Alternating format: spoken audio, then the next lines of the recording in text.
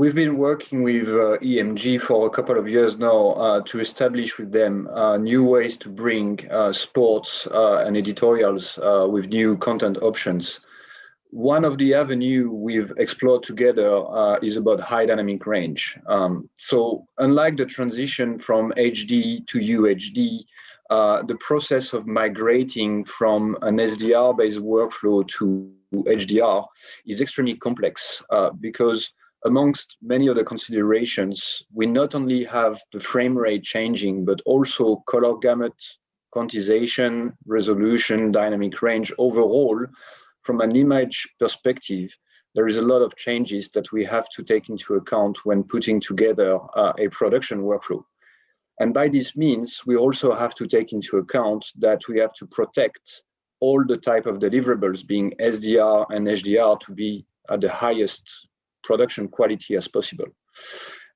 And that's where, as part of this project, we worked on a very iterative basis to establish a workflow, which we call SR Live, or Scene Referred Live Production.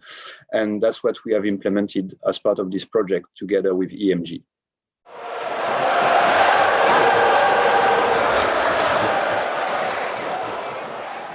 So Canal Plus approached us in the summer of 2020 with a request to deliver the upcoming Ligue 1 games in both HDR and SDR. So we've been working since that point to integrate the two workflows into our setup in a cost-effective way, meaning that we didn't have to create a whole new way of working. So during that summer period, even though it was lockdown and somewhat tricky to get everyone together, we managed to finalise the setup. And we'd had experience in other territories, in other markets previously, like in the UK since 2017.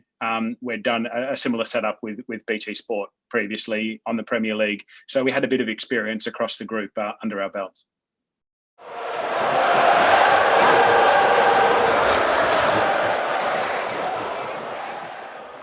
So we did a few trials at our headquarters at EMG ahead of the games, and we learned a lot. And obviously the making sure everything that we did worked both well in HDR and SDR, remembering that we had to focus on where the bulk of the audience was, and at the moment they're still watching SDR content.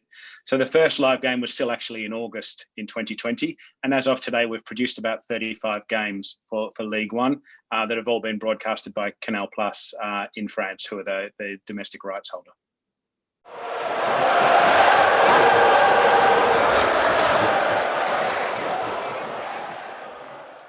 So the whole point of working with EMG was to be able to implement the HDR content deliverables into existing set of workflows and infrastructures, managing an integrated operation overall. So we looked at really reusing the existing set of infrastructures, equipment, and operational practices, so we could deliver both the SDR and the HDR contents in one set of operations. So that's reusing the same cameras, vision mixers, monitors, and adding a couple of extra elements such as the HDR C4000 HDR processor and a BVM HX310 as a master HDR monitor.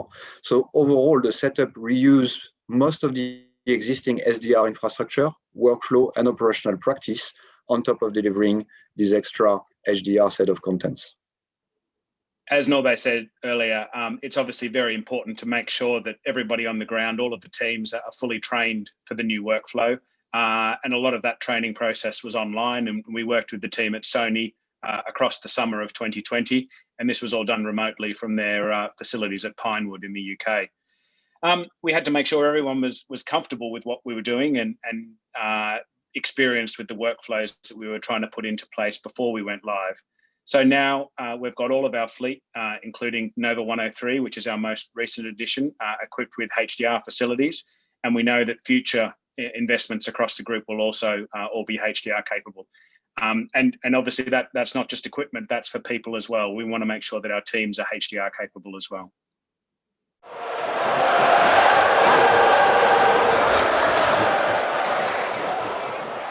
Canal Plus originally asked us to explore HDR products, particularly with relation to football.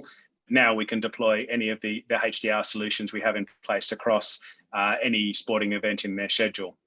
We're also commissioned by UEFA to supply the host broadcast facilities for the UEFA Super Cup in Budapest, and we used our Nova 103 UHD HDR truck to deliver that service. And this truck is part of the large fleet of UHD HDR trucks that we have available across EMG, and we'll be using them during the UEFA Euros this year.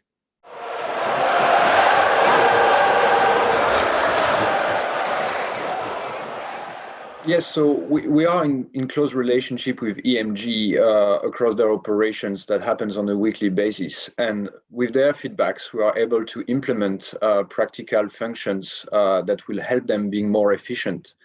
One of the examples is the recent introduction of the SR Live metadata, which is an addition to the workflow and enables the automatic transmission of HDR parameters throughout the production chain, and as such reduces the number of manual operations they have to do, as well as eliminate potential errors in parameters.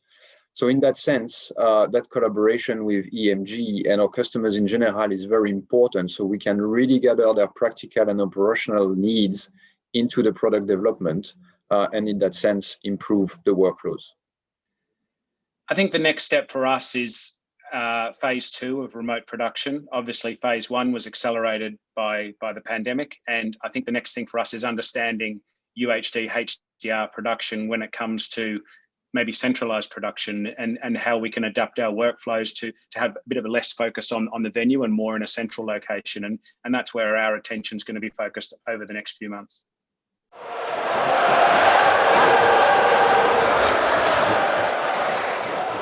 Knowledge is key to implement HDR overall. So training, education would be the major but most important first step.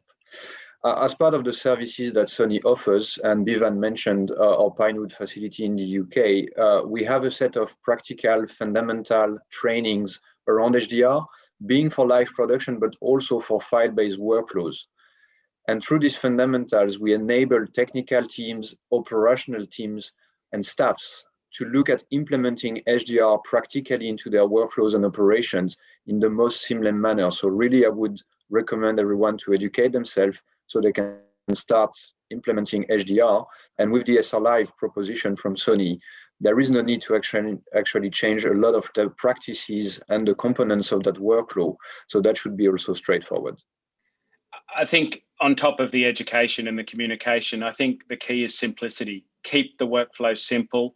Make sure that you're not overcomplicating it, and make sure that your teams have got the training that they need and they understand what it is they're trying to do. And I think if you can do a task once and do it well, and keep that whole workflow as simple as possible, that's the key for a really successful outcome.